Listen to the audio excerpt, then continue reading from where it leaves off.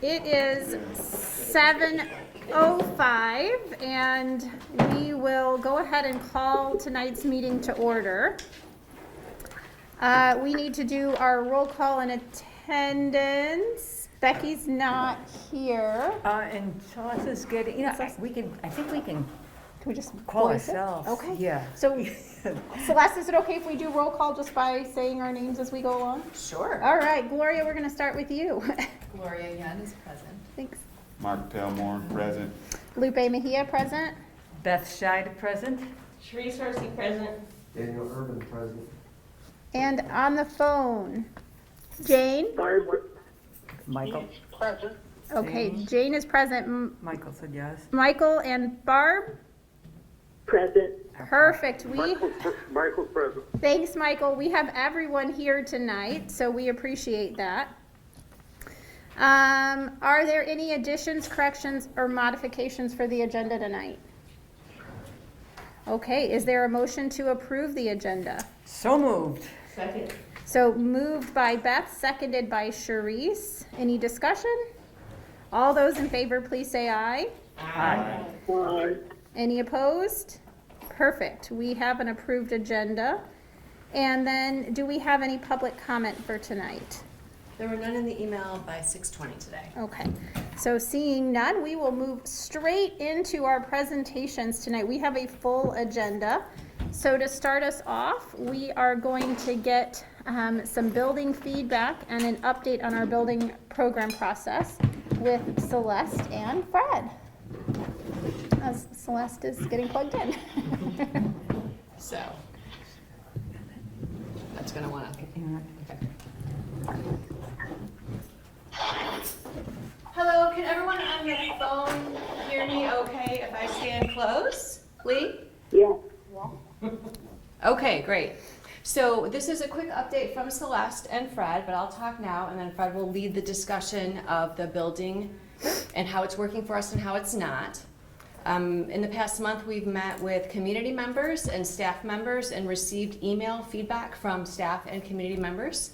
We are meeting with you here tonight, and we'll take this information and incorporate it with the other information we've got about what to put in the building program, and then when we have a program to bring you, we will bring it forward. So we're looking forward to, it's going to take some time to pour through all the pieces. And we did, Mike Hannon, our facilities manager, did look at the maps of the building and measure out the current building so we know how much space is in each section, so we can compare that to the amount of space the proposed building program has for each section. So there's comparisons that we can do to make it easier to evaluate. So progress is moving forward. Yeah. Any questions about that? So I just want to emphasize tonight's night is looking for feedback from the board. So Exactly. So this is your night to ask questions, offer opinions, and hopefully we have some engaged discussion with Fred, who's going to kind of kick us off and guide us. So, All right, do you want to bring your chair closer, I 6 think feet so. from the, or wherever you feel, wherever people feel comfortable? Well- Yeah. Close to the phones-ish. Otherwise, you have trouble with the electronic communications, I think.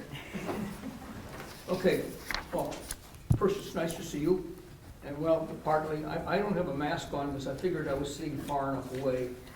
And so, and I don't know how you cope when you speak in meetings, but anyhow, the purpose of a building program is to provide a guidebook for the architect, saying, here's what we want, and often here's what we don't want. And when I write building programs, I'm inclined to put both in, because there are things that will occur to somebody and think, this would be fun to do, and we know that the board and staff and community would say, what is this? So, I think the whole purpose of the program is it's a guidebook to the architect for construction, in this case, expansion and remodeling. And it doesn't say when this will take place, but it's getting things in print always helps, because it's much easier to see when you don't agree with each other if it's in print. Because until then, we're talking about it, but once you see it in print, it's much more direct. We have a program in crude draft form. It's over 100 pages, so as programs tend to be. And there are several steps, but one is getting everything in print that people want. Typically, the second step almost inevitably involves cutting it. Because everybody puts down everything they want, and we add up all the square footages and say, gulp. And so, and programs can't ever be exact, because so much depends on, for instance, the existing front rooms are sometimes hard to figure out how to fit them into the program needs. And the program was written without regard to this particular building. It's just saying what spaces the library needs. And then afterwards, then you try your best to fit it to the existing structure. But that's the general purpose of building programs. I've written about 200, I think. But I got started here at Urbana because when I came in 1974 as director, they had a building that was almost through with construction and had some visible bad choices by the architects. And that got me started. And then I got asked to write building programs, and one thing led to another. So I worked for about 200 libraries. And it's been an interesting sort of, especially post-employment career. So with that in mind, we have no agenda. The question is, thinking about the library, what things would you hate to lose, and what things would you wish were here or weren't, and which things would you change physically in the library? And I can ask questions, but I'd much rather hear what you have to say. And I'm not going to take notes because we're relying on the recording. And but I can't ask questions and take notes at the same time. I found out bitterly. And I can with the library boards if we're just all by ourselves, because then we can stop everything that I write down. But that's not a good way to run a meeting. So that's the whole story. Yes? Okay. I love our library. I love it like it is, actually. But one thing that I know going forward is that I would like to see more space for books, more spacious space for books. And it probably also needs more administrative room for staff and conferences and so on and so forth. And I see that and those rooms need to be open, like see the sky outside. Because the one thing about being in a library is that everything is closed. Well, anytime you work in an office building, unless you get the corner office, you're just sitting in a cubicle, with your lava lamp and maybe some flowers, so you can have something beautiful to look at every now and again and pray that they don't die during the week, But so I would like to see more open spaces, especially for people that work here. Okay. I don't know. When you mention more space for books, do you mean wider aisles? I mean wider aisles. Lower shelving, or what other, or? Wider aisles, more area for the, so that we can have like the bomb book collections of everything. But also, because I noticed like with the children's area, there's a lot of open space for kids to play and run and explore. And I would like to see something more like that as well for adults. Okay. So that if someone ends up sitting in an aisle reading a book for a minute before going to a couch or a room or something, and having, but it's not going to impede another person's ability to move. Sure. Yeah, that's one of the reasons that cross aisles are so frequent. It's because it's a way, they're too narrow, you can't get past each other. Right. Without getting Americans, overly familiar. we are a potato eating population, and so. Yeah. Every Christmas I say everybody needs to go to diet. It takes an aisle about 5 feet wide before people can pass really comfortably. And so it takes quite a lot of space. Yeah. And the legal clearance space for disabilities is 32 inches. Right. So at any rate, and these aisles are 3.5 feet, or I'm wrong, they're 42-inch aisles, which is pretty narrow.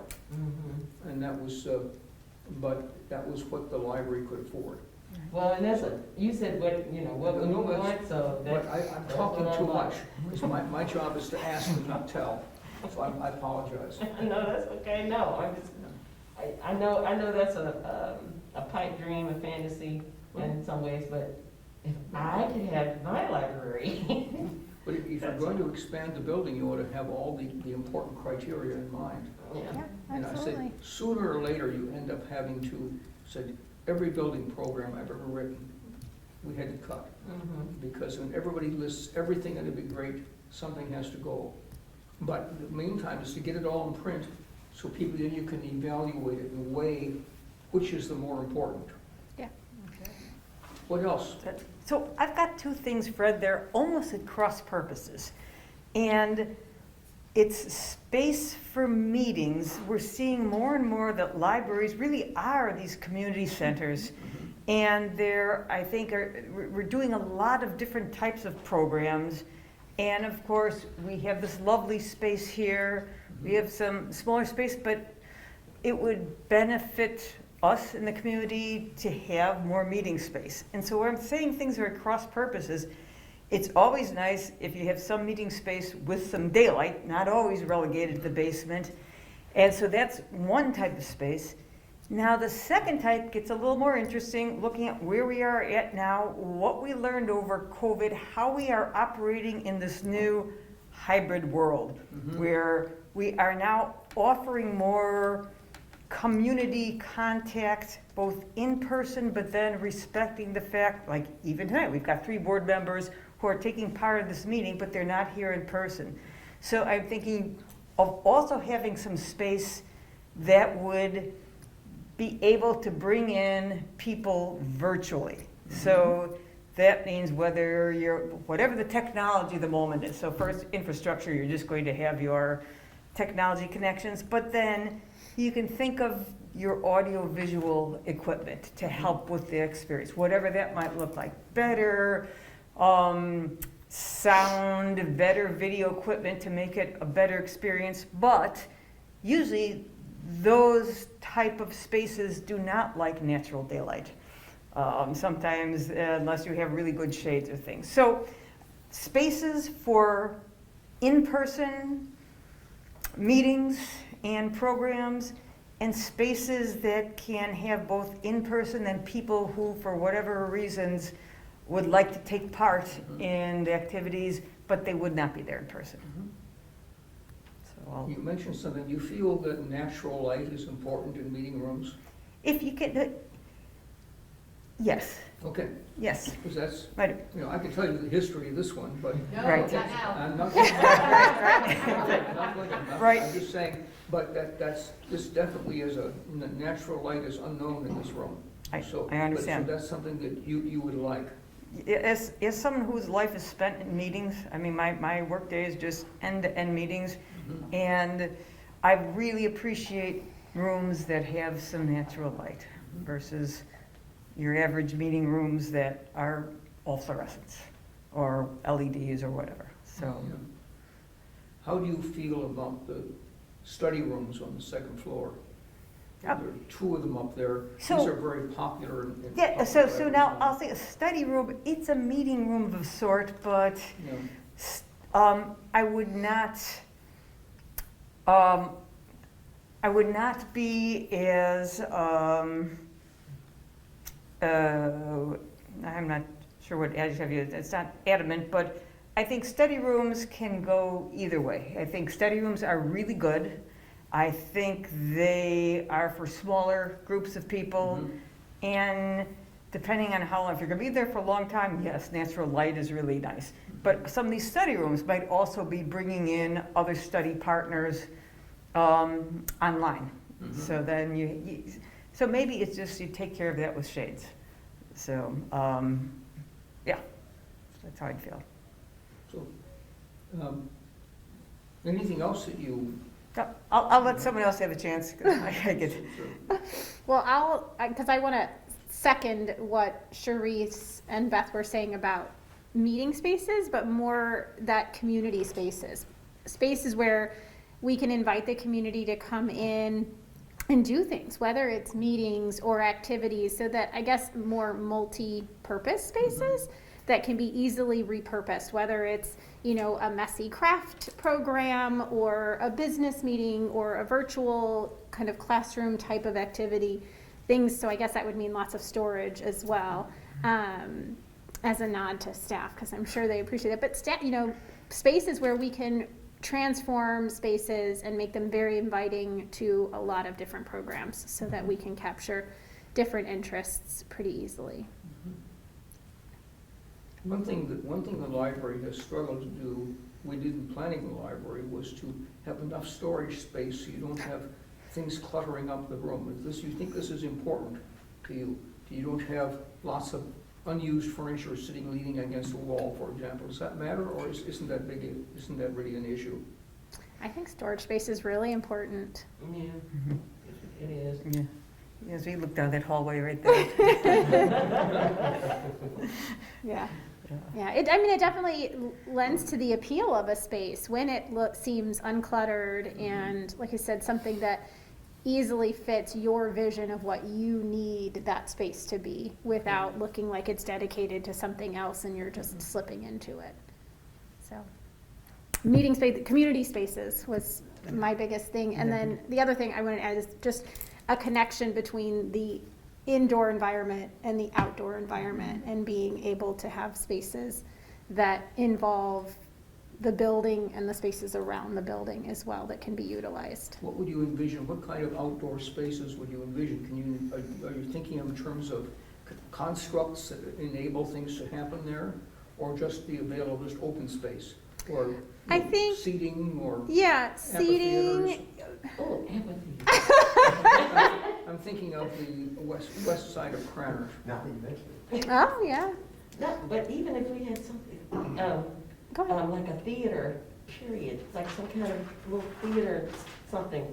And that way kids could have, theater workshops during the summer or something, and put on little plays or whatever, and adults, you know, and I think Mark was here a couple of weeks ago, you know, just having that kind of space where people could come in and he could do, you know, or anybody could do a one-man show or something. That would be lovely. There are issues, you know, planning issues. You've got to be concerned about temperature and rainfall and bugs and the ambient noise. And electricity. Yeah. You You have can, lights. you can get lights out there, but if the traffic is growling past, Yeah. sometimes you think, how do you protect it from that? But that's an interesting thing. Sound wall. You Trees. can put up a barricade between here and Green Street, but Yeah. okay. Anything else? When you look at the building, is there anything you wish it had it doesn't have? Or You maybe mentioned a couple people on the things. phone, does anyone want to say anything if you're on the phone? Well, Michael? people have already pretty much said what I was thinking of, that one of the things we're very weak on right now is sort of community meeting space. There's just the little room you're in now. And with the city civic center having closed down, it's not just that the library is missing it, the city overall is missing it, and perhaps as we go forward, the city can be thinking about combining whatever replacement is wanted for the civic center with some library expansion to be more efficient. So yeah, same as other people have said, some sort of flexible public meeting space, which right now the city really is short on.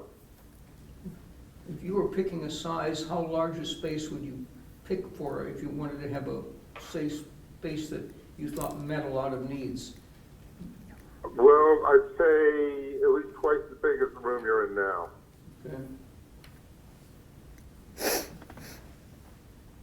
Potentially I would with agree, this is options. Barb, I would agree with what everyone said. We desperately need more meeting spaces, community-based places. And it's great to have some big rooms, like you were saying, but it's also nice to have some smaller rooms. One thing the staff talked about was study rooms that are double the size or more of the ones they have now, so you could fit maybe 8, 10 people in one. How do you feel about something like that? Good idea. Yeah, and it's almost like the conference room next door, that's about the 8. You know, It's got 15, Yeah. you can sit 15. 15. well, you know, study rooms typically are One question like the ones we have right now on the second floor. They're Yeah. basically glass boxes. Yes. And the idea is you have good ventilation and good sound control and no visual privacy, Right, because that leads to trouble. yeah, But yes. do things like that, you think that would be helpful in the community? Yeah. I mean, the reason the library has 2 study rooms is there wasn't room for any more. Right. And that whole area has changed up there because reference collections went away. Right. You know, reference books 30 years ago were a major thing, and now it's all electronic. Yeah, now you can get everything on Google. Google. Michael, did you have something to add? Yeah, one thing that you may know more about than we do is how good current technology is for flexible space. There's a big room with possible temporary dividers. Like modular space? You know, how good are those? How well does that work? Because that's, you know, an obvious thing to do if it's I- practical. I don't want to get involved in me telling you anything, but they're very difficult to make soundproof. And if they are soundproof, they're hard to open and shut. So that's been the issue. But you can do it, but it's not easy. So that's the answer. But the answer is yes, you can do it. But it's just that you have to have a way of filling the gap between the movable wall and the floor tightly, because otherwise sound gets through very small apertures easily. But this is getting way off the subject. Yeah. It's- Barb, did you have anything else you wanted to add? Yes, I was going to ask about the dividers too, Okay. but you've answered my question, so thank you. Thank you, Barb, and thank you, Michael. Let's, Jane, do you have anything you want to add?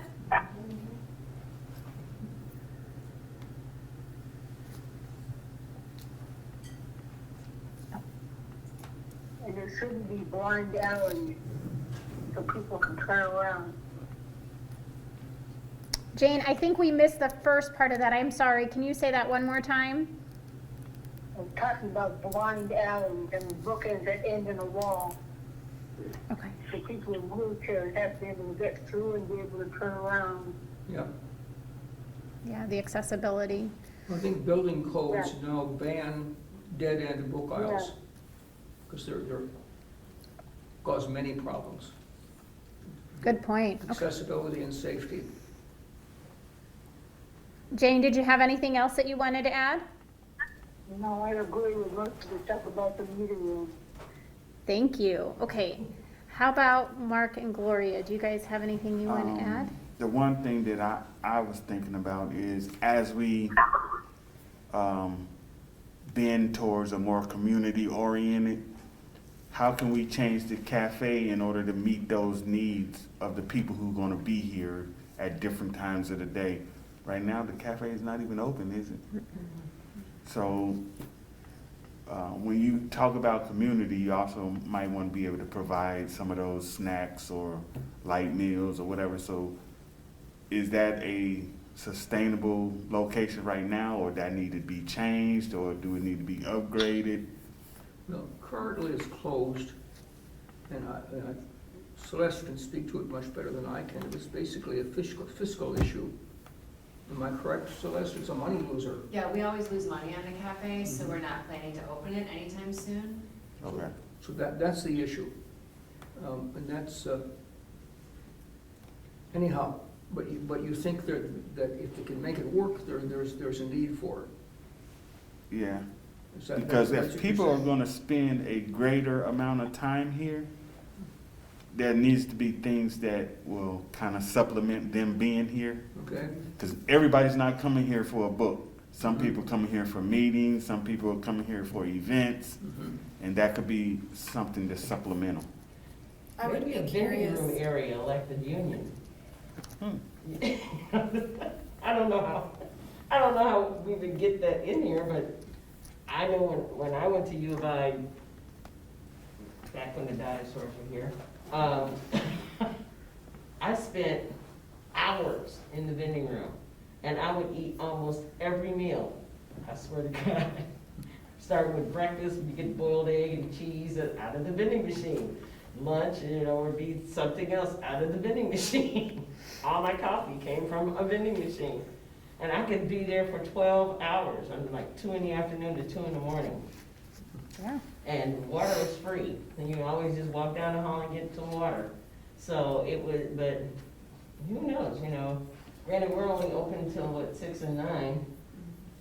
But just, it's maybe somebody, just a little sandwich machine or something. Not necessarily upstairs, but someplace where somebody could grab a sandwich and a Coke.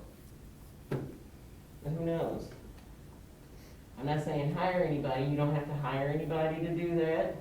Right. To make, just a microwave, a vending machine, and a Coke machine with water, and not necessarily all, whatever, and just like, Yeah. they can sit in their little study area and study, and, do that. I don't know. Gloria, Idea. did you have some now? To Mark's point too, I'd be curious if there was any data that, like the Champaign Public Library had to share with regard to the interaction between cafe sales and meeting room utilization, because I know a great service that they provide to organizations who have events in their program spaces is like coffee and I think like cookies or whatever. I don't know that that would justify or bridge the gap, but I do agree that anything that helps make it more enticing to community members to come. A lot of my stuff I think is just seconding things that have been shared. I'm trying to see if there are kind of anything in particular. Just adding like more, not just more conference spaces or more conference spaces with sunlight, but more attractive conference spaces. We could have like all the rooms in the world, but if they're just all in the basement, I don't know that we're necessarily gonna see increased utilization. I like the idea of having more spaces like the Saturday conference room, just having like a mid-size room for that 8 to 10 group of people. I think if we could have even like, I don't know, 2 more study rooms. I don't know what current stats are, but I remember it used to just be like, the waiting lists were super long, and so the demand is definitely there. I think having, if it's possible, some sort of robust program-specific space that's protected from like community renting or conference rooms that allow for the incubation, expansion, or investment in current or future library programs. So I don't know what like future plans are for example, the Teen Open Lab, but like what if it was not 24/7, but multiple days a week and we had a space for that. It was really cool to see in the report and through Marlon's letter, like how much of an impact the lab is making in the community, and so just making sure that if possible we can carve out particular building space for that. And then also in Celeste's update, like the fact that y'all had to rearrange everything for Kirsten to have like good workspace, making sure that there is sufficient staff space, not just in the admin offices, but throughout, so people currently who are here are able to work well, but also people in the future, if we're thinking about increased foot traffic, increased patronage, and hopefully increased staffing, that would be able to accommodate that growth. Related to increased foot traffic, maybe another elevator. I don't know if just like, on both ends. And I know this is pie in the sky, but parking. Yeah. Yeah. I was in overflow again today, which is always really exciting for me to get into, but if there was more parking, I think that would also be great. But just asterisk all the things I said, but defer to daily users and staff expertise. So, I think parking is an issue many people bring up, because it's, and I was so pleased that the board purchased the space across the street. I think shows long-term thinking. What else do people, Daniel. anything you'd like to see or change in the library, or add to the library, or either throw away? What I would like to really advocate for is teen space, and that I think we have a lot of good spaces for children, there's a lot of good spaces for adults, there is very, very little space for teens. On the main floor where the actual teen shelves are, there's not very many of them. Seating over there is at a minimal as well, so they definitely need a larger teen area.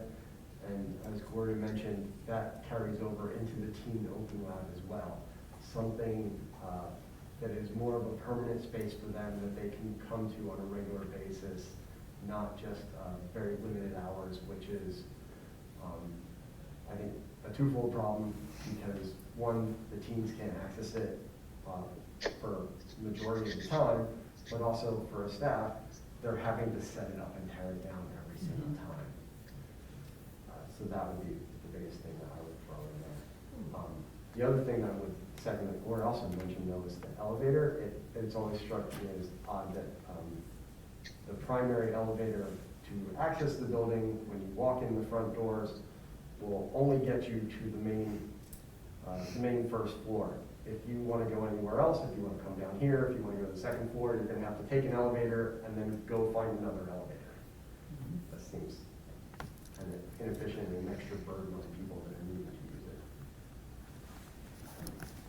Yeah, we could tell you why it's done that way, but the main point is that obviously people would like it much better if it was simpler. You mentioned a second elevator. Have you had occasion in using the library to find that the elevator was too crowded? I personally have not used it. I've never used the elevator. I always take the steps. As I get Never older, used it. it's a more appealing object. Yeah, my niece say the same thing, but that's still, I'll take the stairs. But that's part of the accessibility and safety thing that, that's been mentioned before, is how easily people can access the parts of the library that are meaningful for them or that they need. I think the only place in the library that isn't accessible is the children's department, in the sense that it has a ramp. All the rest are just level. So, but that wasn't what I wasn't going to talk again, I was going to ask. So, but is that an issue when you look at the children's department? Do you think that would be better if the library didn't have to have a ramp to the children's department or steps? I think it's about 4 steps. I think you're gonna need a ramp, only because you have so many young mothers that have younger children in buggies and that kind of thing. And they're bringing their 3-year-old and they're rolling their 3-month-old, So I think that's probably why there is a ramp anyway, just you have to accommodate, that has to be accommodated. You've got to for accessibility, you can't have just steps. Right. And that was a problem in the library in the old days. When I first came to town, it was inaccessible. And that was, and the ADA came along in, 1990? So it's been a I while. said, fix it. Took a while. At any rate, other things, anything else you can think of that you would like to see differently or expanded? How about the children's area? Do you have any comments on that? Does it work? Does it not work? It's always been appealing to any children that I know who've come in, and it's the lower shelves where they can see things, the space where they can just go ahead and spread out. So it's not an intimidating space to children. All the lovely displays when there is an animal of the moment, all these things make it, I think, a very positive experience for children. So the only thing to say is, just more space. More space, continuing and making it a very attractive space. Just having materials accessible to the little eyes, the little hands. So I think improving just by expanding on the already nice space that we have. I think, having spent most of my time in the library in the children's area with my young ones, it is one of my favorite spaces. I think it is something that we are doing very well. But to echo what Daniel said, I agree that having a space that is more geared and dedicated to our, tweens and teens and having that as a permanent space for them is really important. That's I see it as one of our flagship programs, our Teen Open Lab and that teen space. So I think that's really important as an expansion of the younger children's area. So what I heard was a suggestion that the Teen Open Lab be a permanent setup and not a take-down setup.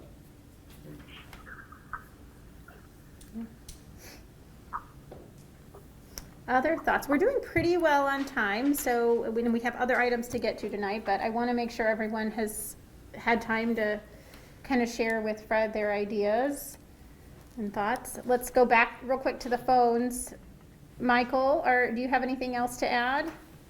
Well, this may be a level of detail beyond what we should be talking about tonight, but it'll be interesting balancing energy efficiency and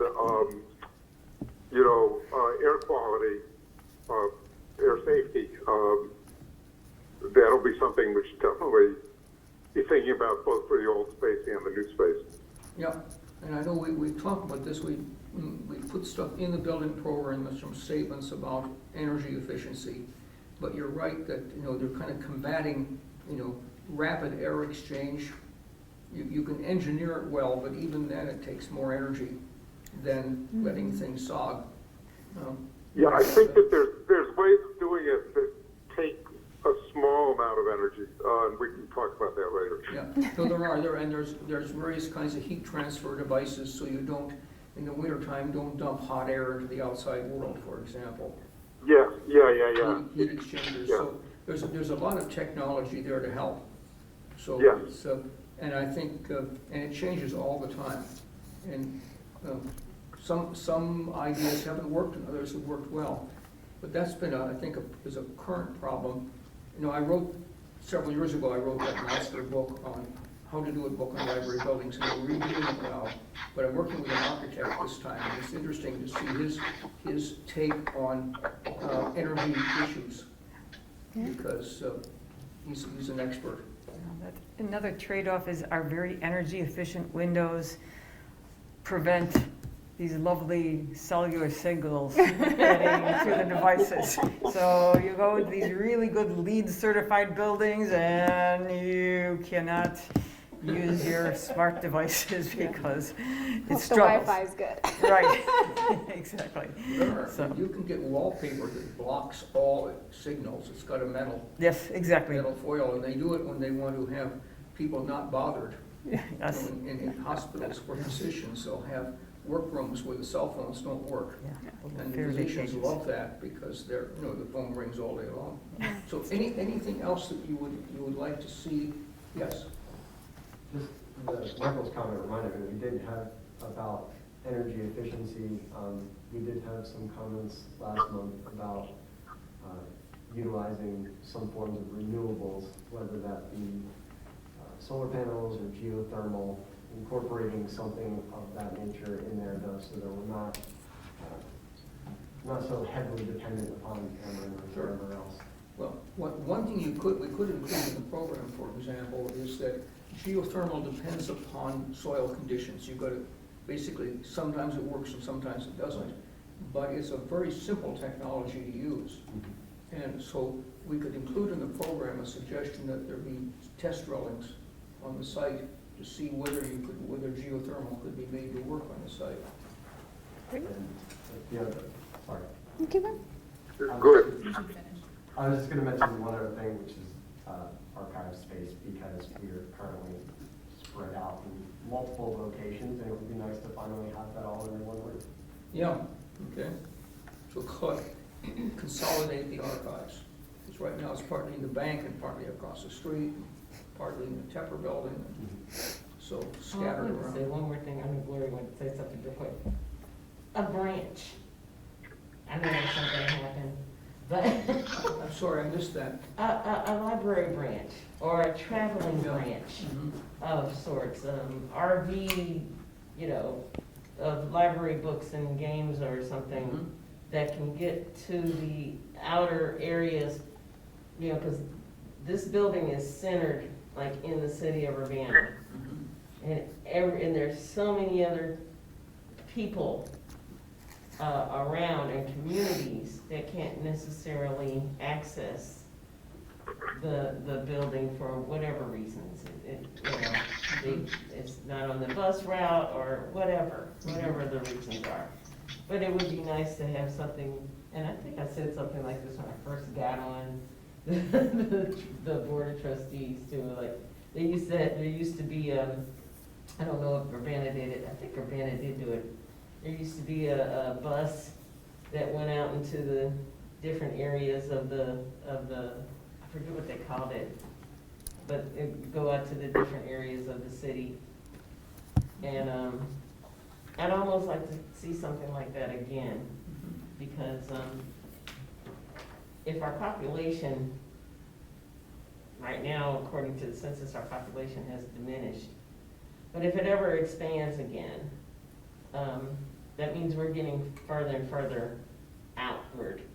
So we need to be able to accommodate that population as we grow as a library as well, I think. It took Champaign Public Library about 25 years before they actually had a building for the Douglas branch built. Douglas branch used to be in a little house on Bradley forever. And then they built that branch, and it has served the north end of Urbana quite well. I'd like to see something like that for the city of Urbana, not necessarily in the north end, but maybe over in southeast Urbana. Doesn't have to be huge, but it accommodating, you know. And maybe, I don't know how long it would take us to get that revenue. All right, let's, Gloria, you had something else to say? Yeah, just real briefly, circling back to thinking about the children's space, I was thinking maybe if there was a place that was kind of like a chill sprawl space for when programming is happening in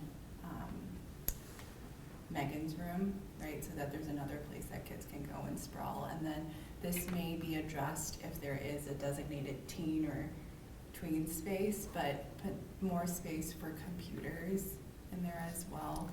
And kind of related, that just thinking about the children's space also made me think of bathrooms. And this jumps me actually to the second floor and the fact that there aren't public bathrooms up there, so. Thinking of your personal experience, does the seating available in the library meet your needs, or can you think of changes there should be in the way provision is made for people who want to just come and spend time in the library?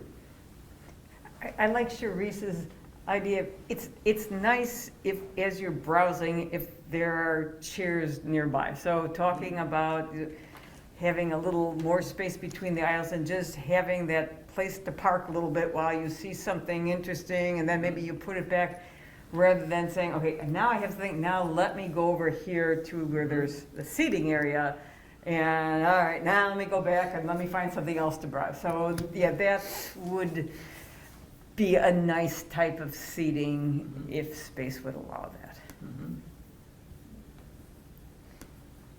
This is Barb. I second that. I think that just having comfortable seating so people can sit down and maybe read the first page of a book, see, well, is this a book I want to read or check out? That would be something that would be really good if space allows.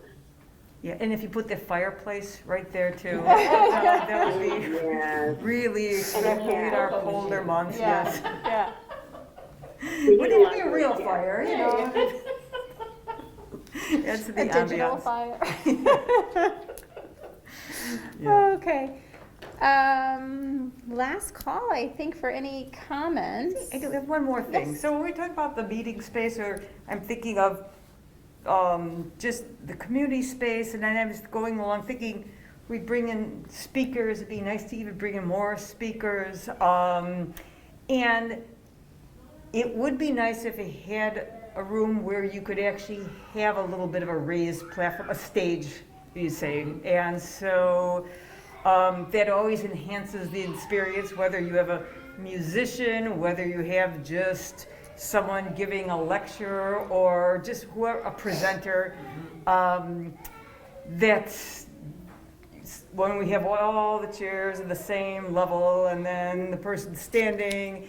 I think it's a better experience if you can get the center of attention raised a little bit. Okay? So. All right. If you're through, I want to just, on Celeste's point of view, I want to say, talk to her about it. 48 hours from now, if you wake up and say, oh, I should have mentioned so-and-so, tell Celeste. And she's been, I don't think we would have gotten this program done if she hadn't been so much taking the lead. So it's been a remarkable experience. I think I've told this story before, but when I wrote, did I tell that? You did. I did, okay. Because, And it's you bragging on me, but we don't need to do that. when we had 20 people read that book, and Celeste asked the best questions. And so, and some of the others made all these remarks, and they weren't helpful at all. And Celeste would ask this question, and yeah, and it was, so, it makes a real difference. So, all right, well, and you can get in touch with me, but it's much better to get in touch with Celeste. And so, thank you.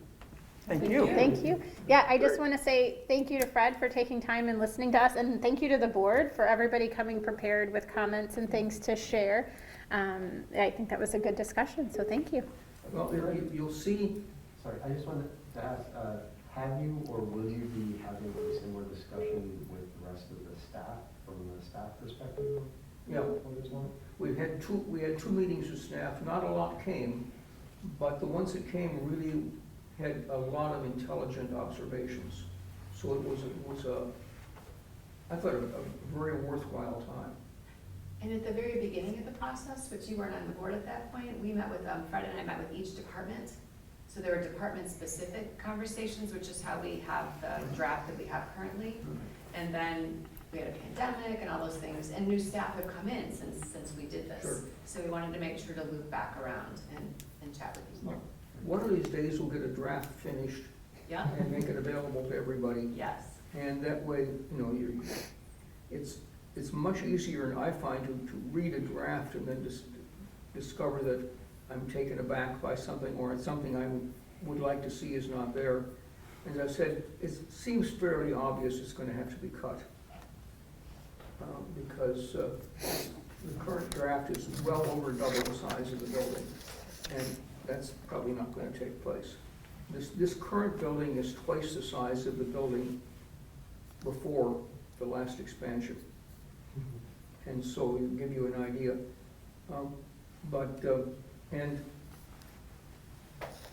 Cities keep growing. Urbana doesn't grow rapidly, but it keeps growing. I suspect that the drop in population was due to COVID, because students are counted where they're living, and if they were living at home, when they're on campus living in dorms and in rental apartments, etc., they're counted as residents of that university community. When they move back home and commute electronically, they're counted as residents of that area. So it'll be interesting to see what happens to those statistics when the world returns to normal. But that'd be my guess, is that. So, anyhow, And thank you. The other thing I will say is thank you to Fred, and thank you to Dawn, who has definitely Yes. done the vast majority of the copy editing on the document that we have, so she's been quite amazing. Yeah, that is no small feat. Every time I so. turned around, Dawn had all kinds of corrections to my grammar. So, she's an ex-professional editor, so it shows. Yeah. Well, definitely appreciate the forward momentum in the process. And like Celeste said, this is something we started well before the pandemic. It got a little bit interrupted, but I'm really grateful to see it coming back forward and for us to comment on and keep moving. So, One of these days, there'll be a draft of the document. yeah. Great. So, Yeah. Thank you very much. Thank you. Well, we will excuse Fred and appreciate him staying with us for tonight. You are, sir. we will get straight into item 6.2, our fiscal year 22 per capita grant requirements. We have several presentations tonight, starting with Rachel. Yes, that's correct. All right. Just get set up, it'll be just a moment. We'll give her just a second. So we're going to hear from Rachel on chapter 7 and chapter 9 and chapter 11. And then we'll hear from Lauren on chapter 10. How are we doing? And let's just do a check here. Barb and Michael, are you still with us? Yep. Yes. Wonderful. Jane, can you still hear us? Yes. Okay. Okay. Thank you. Thanks, everybody.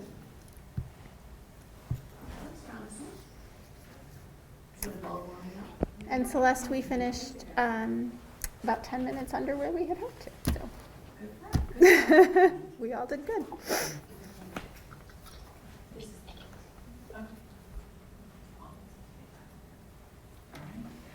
Okay, all right, thank you, everybody. I will do my best to project for folks who are on the phone, but if you can't hear me, please let me know.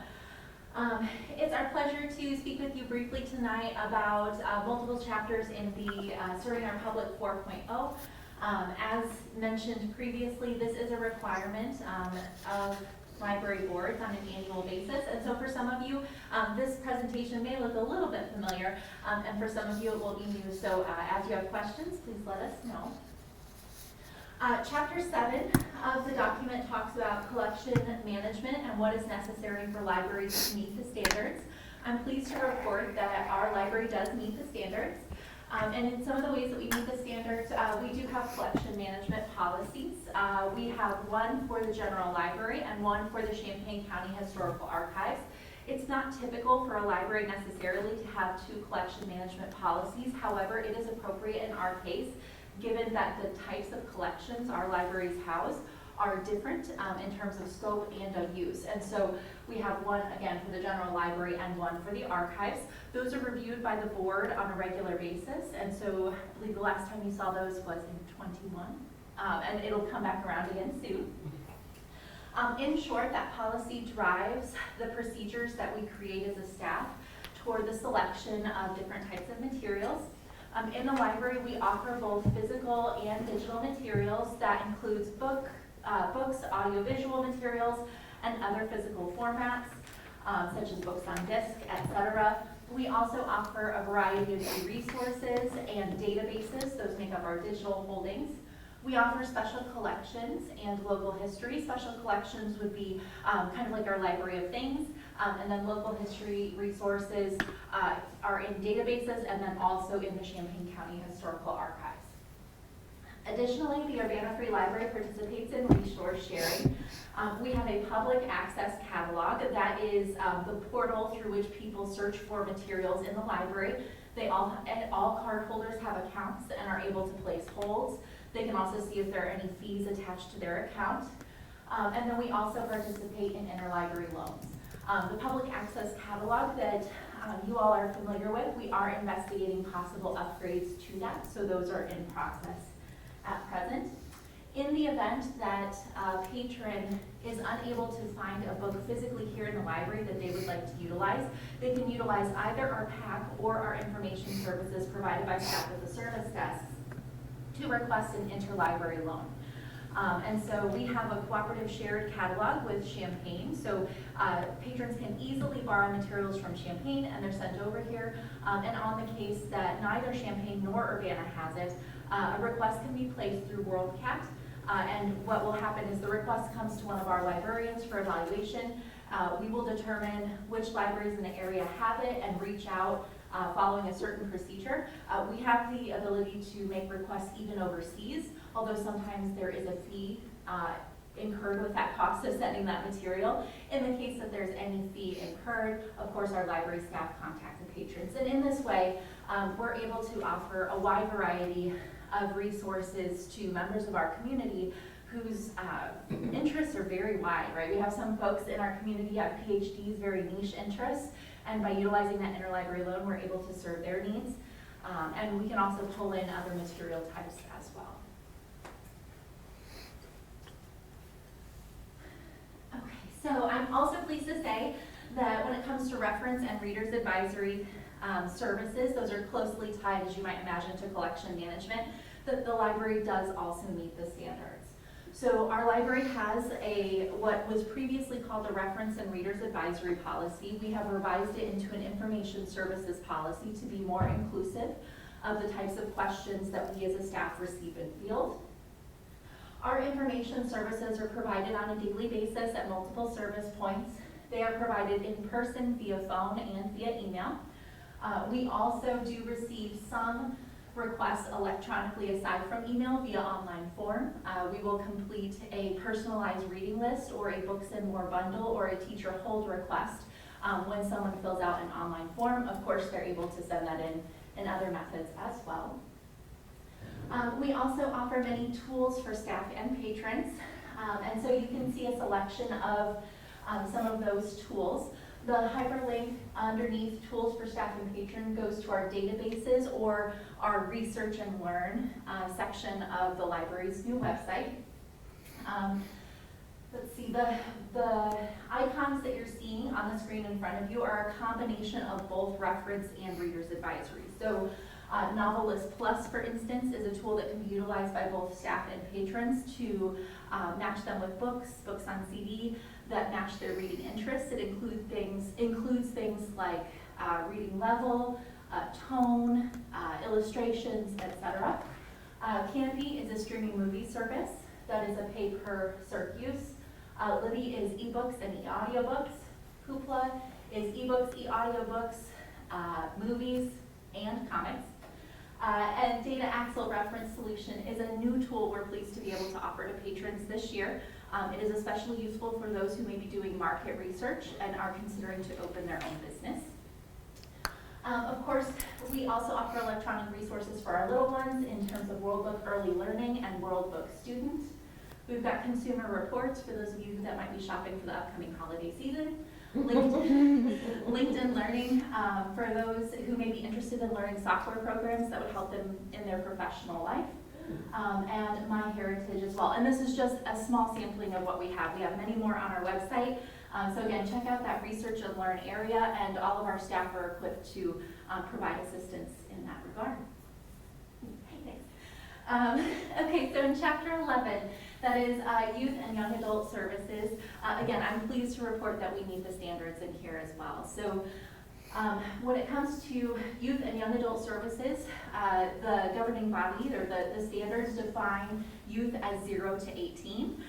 We have opted to kind of separate our teens out because our teen librarians live with our adult librarians on the second floor, but in terms of, for the purposes of this presentation, teens do fall under youth and young adult services. We strive to meet the recreational and educational needs for this subgroup of patrons in the same way that we do for our general patrons.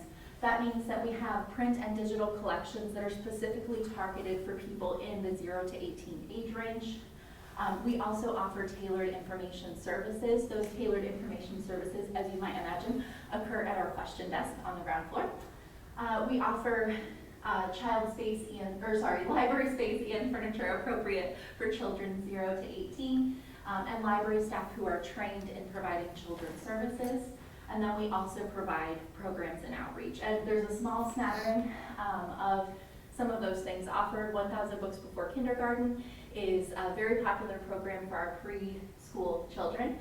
Vox Books is a new collection that we debuted within the last year or so. These are books that talk and are physical books themselves. So a child can pick up the book, have that tactile experience. We know that new research is coming out about how the human brain reads differently on the page versus on the screen. And so this provides that on-the-page experience with the audio support. And then Craft Details is popular, and of course our flagship Teen Open Lab with its new and updated logo.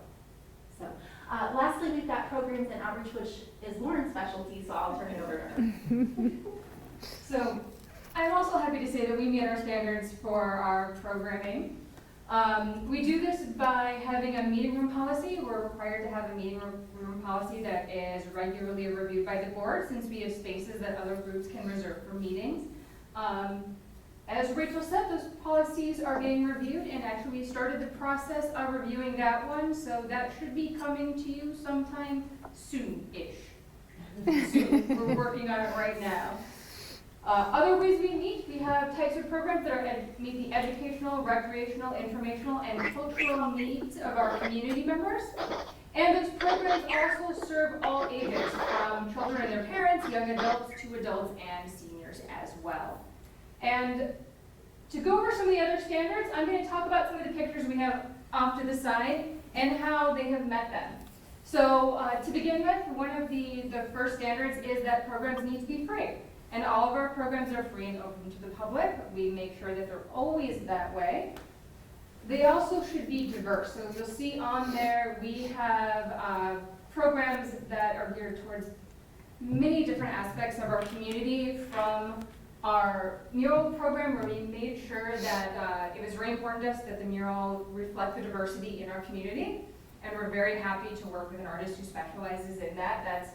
You see our ribbon cutting ceremony up there with the mural in the background. Love Wins Crafting is a program that we did, is a crafting program we did for Pride Month. I think it was actually the last Pride Fest we did that. It was really well attended. We got good feedback on that program. A new partnership has been with Illinois Libraries Presents, which is a conglomeration of Illinois libraries coming together to offer authors and speakers that none of us could afford on our own. And we're able to do it over Zoom, so we can bring in these authors. Our first one there, you see it says, An Evening with Sylvia Moreno Garcia, although looking at it right now, the text is probably too small to read, even on the screen, but I'm telling you, that is what it says, I promise, who is a Latinx author, and just done a wide variety of different types of fiction.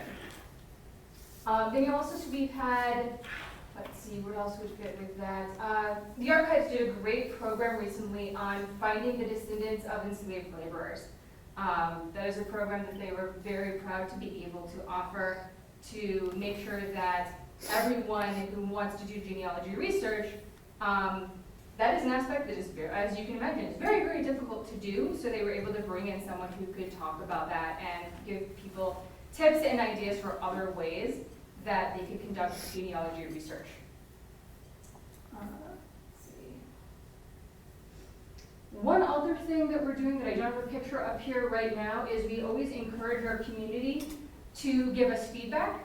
And October is actually one of the 2 months that we ask people to fill out a survey, anyone who attends our programs, to let us know how they enjoyed the program, if it fit their need, but also what else they would like to see us do, because we try to have our programs be very community driven and respond to the feedback that we get from the community, which means we love hearing from people about what they want. And that's one of the ways we've been reaching out to do that and getting more feedback from people. It's been slowly building, but we're making some changes so that we're going to hopefully start getting more feedback from people as well. Other things we've done over the past year is increased partnerships. So one of the programs that you'll see on there is our East Asian Storytime, which is a partnership with the Center for East Asian and Pacific Studies at the university. And they are now offering a monthly bilingual story time. So far, our languages are Japanese and Mandarin. And we're hoping that we can soon expand that to Korean and perhaps Vietnamese, if we can find a reader for Vietnamese as well. And it's been wonderful to be able to offer another bilingual story time. So that just gives you kind of an overview of some of the programs we've brought in. We've also started a new partnership with Brookdale Senior Living so that we can offer monthly talks on topics that are more of interest to seniors. They can come and talk to someone and get questions answered, but they'll also present on different topics each month. And that's a brand new partnership that we've started over the last couple of months. So I think that is everything I have for programming. Just to let you know, we are going to be posting these slides online.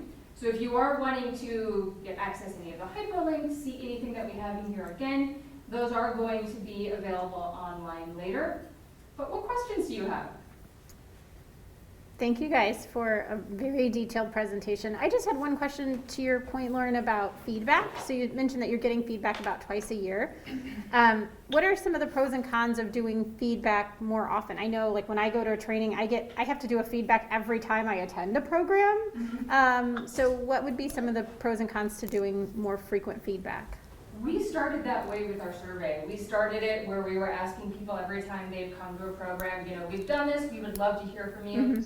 Please fill out our survey. And we weren't having many people respond, and what we decided to try is to do targeted times of the year that correspond to times that we see an increase in people coming for programs. Because what we think is that people were hearing it multiple times, and it's something that eventually it could start to be tuned out. So especially for our monthly programs or our weekly programs like our story times and our teen open lab, asking for feedback then twice a year, so we took 1 week and we asked for feedback for those during both of those months. And that way it doesn't become something that people are hearing all the time and eventually kind of tuning out. We are constantly, though, adapting it, looking at new ways. I've been having conversations with Kirsten recently about perhaps other ways that we could solicit feedback from people and other things that we could try that we're hoping within the next 6 months to a year we might be able to roll out to do things a little differently. Yeah. This is our first try at something that was more systematic way to gather feedback, but we have always had our comment cards. Or we've always taken notes during our outreach events. Or during programs where feedback people gave us just by word of mouth, or if they send us an email letting us know what they liked or didn't like about a program as well. We look at that very closely too. Wonderful, thank you. Oh, and I will say with outreach, going back to something that you said earlier, we have been trying to do more outreach into neighborhoods that we're seeing that it's more difficult for people to come. So we've been increasing our partnerships with senior living centers, with we're now being able to go to at least one apartment center that is primarily those who are disabled or where seniors tend to live, so we can go directly to them, sign them up for home delivery.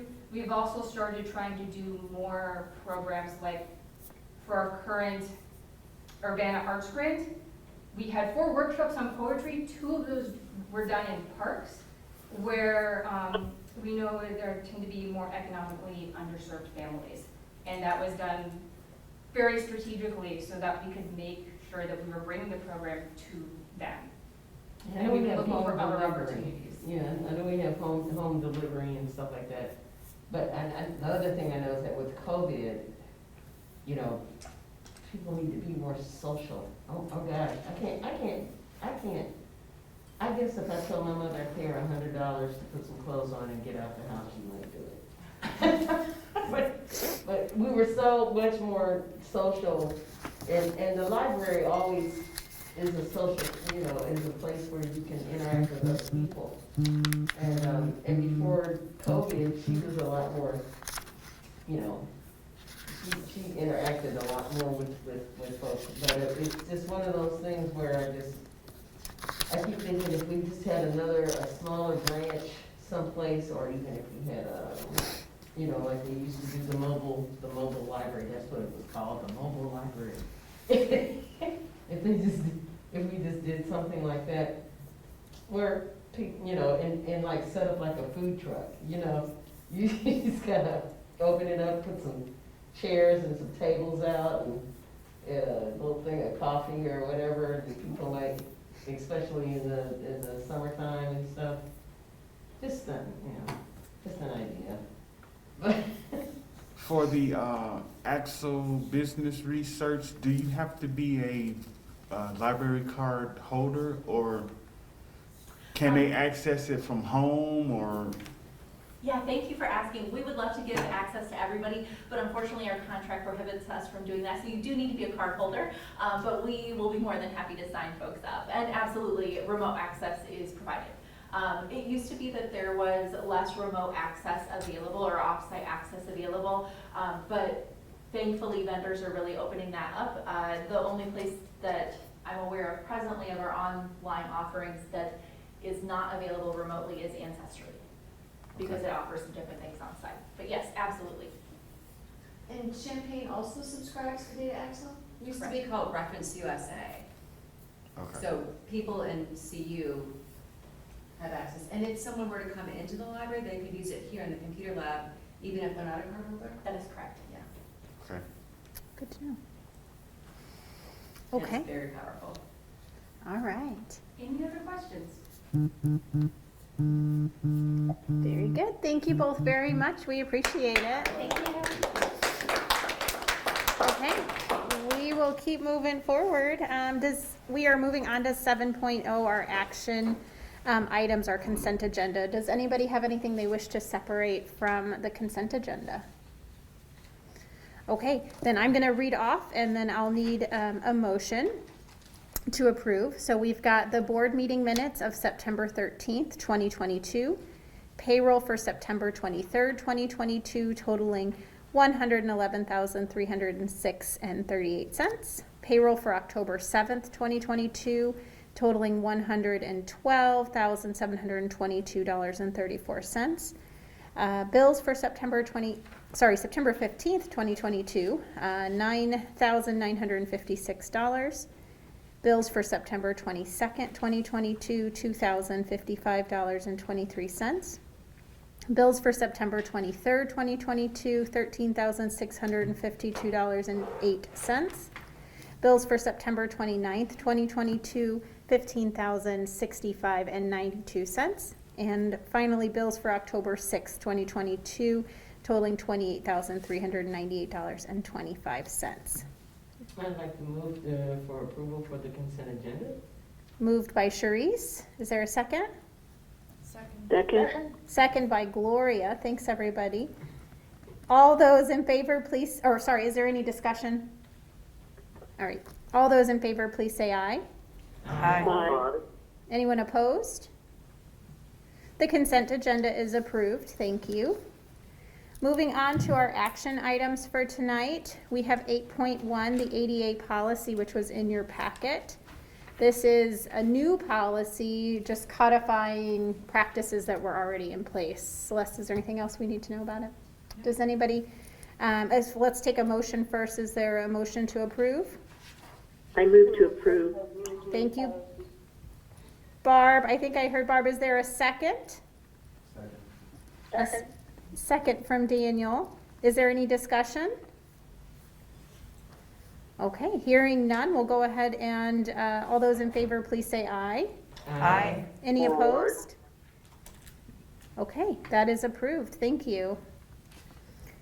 And for 8.2, yet again, we have an Amarin invoice for $21,744.12. Is there a motion to approve?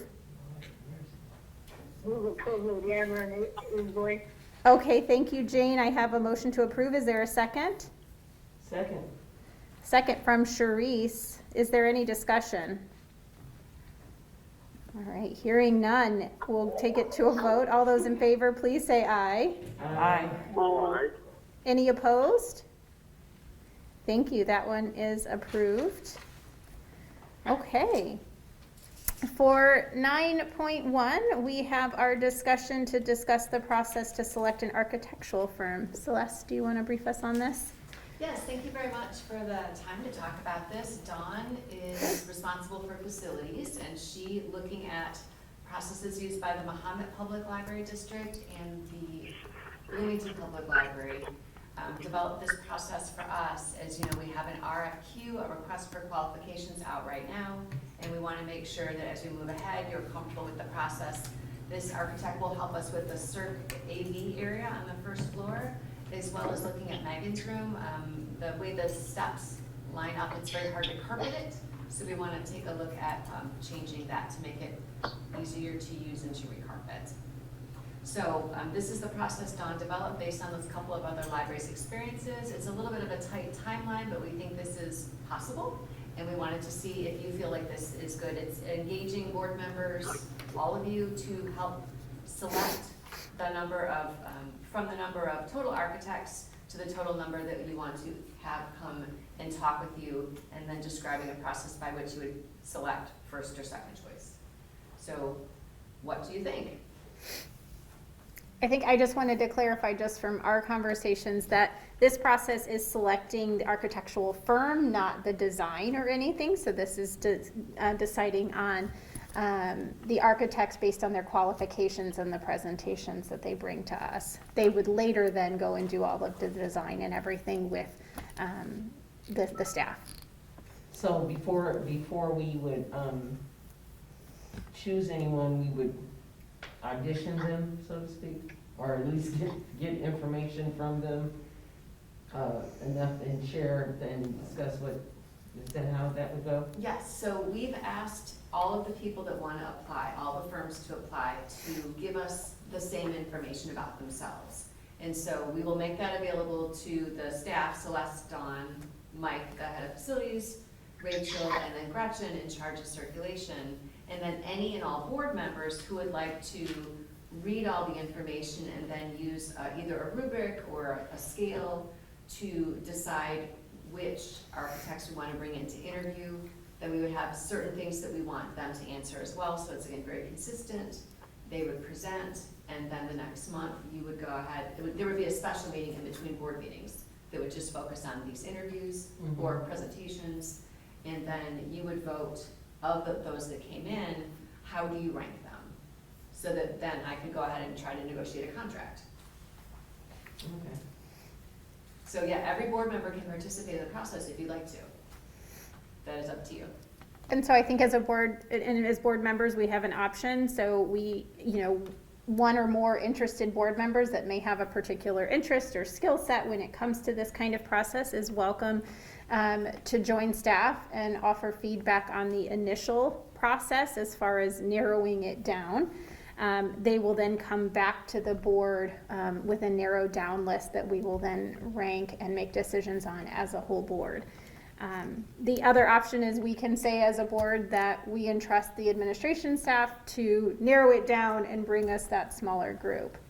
So it's to the board to discuss if anyone has any particular interest or savvy that they'd like to contribute to the beginning stages of the process. It will all come back to the whole board at the end. The other thing I wanted to mention is with this tight timeline, we are going to be calling that special board meeting. So we want to be sensitive when that communication comes out that we're all responding quickly so we can get these things done and hopefully stick to the timeline, though we know that there can be other things that we don't foresee that might come up. So anyone who is participating in this initial process would also just be mindful of your calendar and your commitments to make sure that you can work closely with staff on these tight timelines to make sure we get the information turned around as quickly as possible. So, any discussion, thoughts? Anybody have any particular interest in weighing in at the early stages of this process? I have no particular architectural design skill set, but I would be happy to assist with this. Sounds wonderful. I appreciate that, Daniel. Anybody else? We can have Daniel be our delegate to work with staff on this initial list process. So Celeste, I trust that you will communicate, or Dawn will communicate with Daniel. Anything else that goes from there? Any other questions or concerns about the timeline, what we're going to try to adhere to as a board as far as our feedback once this process begins? Okay. How soon do we need to engage an architect?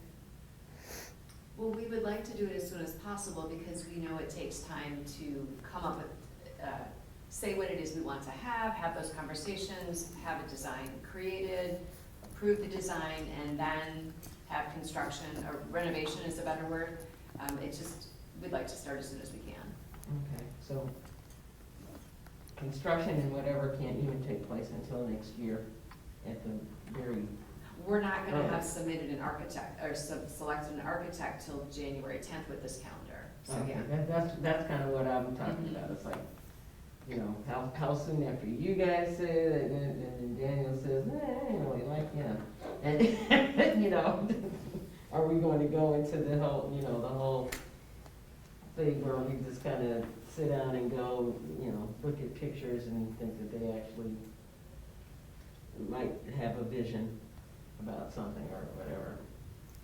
It's just, I've seen a lot of architecture renderings, and the thing that I know is sometimes it can be an ego thing too, because we as being a city council member, we had to deal with people and their egos and their unwillingness to actually move or be accommodating. Keep that in mind when you're looking at it. and so that's why I was wondering, how long we anticipate that process going on before so we have a few months before we actually have to choose somebody. That's what I'm saying. Well, you'll be starting the conversation about choosing someone in December. Oh, And okay. it's October right now, so that's really only 2 months away. Oh, okay. So it's, the submissions are due the end of this month, Mhm. and then this is the weekend before Halloween, and then starting that Monday, Dawn's gonna start doing reference checks and move the process ahead to get the information to, again, whoever, whether it's just Dan or everyone, other people would like to contribute, however, we're gonna move as quickly as we can, because everything just takes time, and you meet once a month, which is why we need a special board meeting, because that would add another month to the process, and we prefer not to do that if we could squeeze a special meeting in between somewhere. And that's our timeline. That's not even accounting for anything that we might get from the architectural side of what Right. their Mhm. timelines for not only, these proposals, but then once we choose someone, their timeline as far as their availability. So Okay. the Yeah. sooner we get through the logistics of choosing someone to work with, Mhm. the quicker we can get to the work of getting it done, so. Okay. So I think the tight timeline is good, it's aggressive, but I think it's necessarily aggressive, so. I don't think we need to make anything else other than hearing that Daniel has kindly volunteered to kind of coordinate and help us in these initial phases. And then we will wait to hear back to bring it back to the board for more information. Okay, anything else on that, Celeste? Are we good? I think we're great, thank you so much. Fantastic, great. We'll move on to our reports from our liaison officers. Do we have a report from the Friends? I don't have anything. They have a book sale coming up end of November, the week before Thanksgiving, the Thursday, Friday, Saturday, Sunday before Thanksgiving. Great. And you've got I was gonna look up the dates, but Jane's on my phone, so we'll just make sure you have those later. Thanksgiving's a good, time point for us. We can reference that. How about the foundation? Gloria, do you have an update for us? I have a few items, including an announcement about the postcard in front of you that there are extra of if you want to take any home with you and share. The foundation is kicking off, or the library is kicking off its annual campaign with an event at Silver Creek in Urbana on November 15th. It's going to be from 5 to 7. I know that I can be there from 5 to 6. I know that sometimes it's just nice to know that someone else is going, and so if you're going and you want to go together, let me know. Donors and board members are invited to attend. It's going to launch this year's campaign, which is dedicated to raising funds to support the circulation area improvement project. So it coincides really well with the discussion that we just had. And notably is also going to help us celebrate the foundation's 25th anniversary. So banner celebration and campaign kickoff. And then also wanted to note that Kirsten Gephardt, who is the new Communications and Development Manager, was officially introduced to the foundation board at our last meeting, and so it was really wonderful to meet her. And I'm trying to see if there's anything else. I know I announced this at our last meeting that the foundation was supporting and funding a book reading by Mia P. Mansella. It was really, really wonderful. I bought a copy of the book. I devoured it this weekend, and I can't wait to make some of the recipes. And so the book is called Arsenic and Adobo. If you want to check it out, you can probably put it on hold upstairs. Lauren did an amazing job hosting the event. And we'll be sure to plug any future foundation-funded events for you folks. That's it. Thank you for that excellent report. So exciting. And I hope to be at that campaign kickoff too. It's just going to be how soon I can get back here from Danville. Do we have anything from IHLS tonight? just mention the ongoing training that they've got going. They have an annual meeting coming up, but it's down in Carbondale, and then they've got the I forget what the training session is called, if you remember. But I sent you information on that if you want to participate. It's a Zoom. Yeah. Member Day, I believe it's November 17th, I think is the day. Yep. Yeah. So registration is free for that event, and that's open still, I believe. And they'll mail you a cookie that you can have during the cookie break. If you register by a certain date, If you so register yeah, if by you a register certain by their date. certain date. I'm just gonna say they are delicious They are. and very good conference days. Priorities where they are. Wonderful. Do we have anything additional from an administrative report, Celeste? I look forward to introducing you to Kirsten as well. She is gonna visit the December board meeting. She's available, she has a class she takes on Tuesday nights, and that will be done for December, so you get to meet her in person there. Or if you come to the November 15th event, the kickoff event, she will be there too. Also, I just would like a show of hands to be super easy, or voices on the phone. Who would like a paper copy of the Serving Our Public Standards book? I know Dan and Lupe would like paper copies, Mark. Great, Sharice. Even though I downloaded it. It's nice to have the print in hand. Anyone else want, Jane or Michael or Barb, would As you long like as the print? PDF's available, that's fine. Okay. Okay, Michael's I'd like a okay. paper, I'd like a paper copy, Great. please. And Jane? Jane, would you like a paper copy? Yes. Great. I'll place the order tomorrow. Thank you. Yeah, it's nice to be able to take notes. And then the last thing is, did anyone want to go to Trustee Day for the Illinois Library Association Conference? The conference for Trustee Day is next week, Thursday, and we need to register you by tomorrow if you're interested in going. It's like Thursday, Friday, Saturday. It's Tuesday, Wednesday, Thursday, Tuesday, Wednesday, Thursday. but Thursday's the day primarily focused on trustees. Yeah. No, I can't, I wish. Okay. Okay, well, I'll let you know the next time there's another training available. Thank Do you they very have much. that, are they gonna, they're not gonna Zoom that, are they? No, it gets complicated. Yeah, okay. Yeah. Okay, do we have, I don't think we have any board or committee reports. I don't have anything to report tonight. I just wanted to thank everybody again for being engaged, contributing to our conversations and discussions. I really appreciate it. It's nice hearing feedback from everyone. Do we have any unfinished business tonight? Hearing nothing. I don't think we have any new business. Is that some news business? Actually, a question. Yes. Are we open November 8th? Given that, yeah, I just got the word, okay, it's a state holiday for the university election day. Oh, Does, we're open, yeah. so we are open, okay. Yeah. Because I know I looked at our list of holidays thing, it's, you know, this is kind of new. And so trying to figure out what does this mean for institutions as a state, and you choose to be open or not. But the fact that the university decide, and they never give us holidays. Okay. Oh, okay. So then I was like, oh, you know what? All right, thank you. That was just, And we're a polling place. yes, And this yes. year, we're also going to be an early voting polling location. Oh, okay, that's great. Thank you. And we have a board meeting that night. Yes. Okay. Sucks. You. It's a busy day. Get your It is. voting in early so you can make it to our board meeting. That's true. Okay, thank you for bringing that up. So good segue.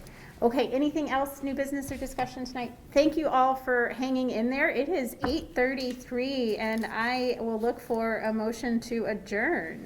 So moved. Oh, I'll All second right, it. we'll take Cherise as our motion and Beth as our second. I hope I got all of those voiced for Becky.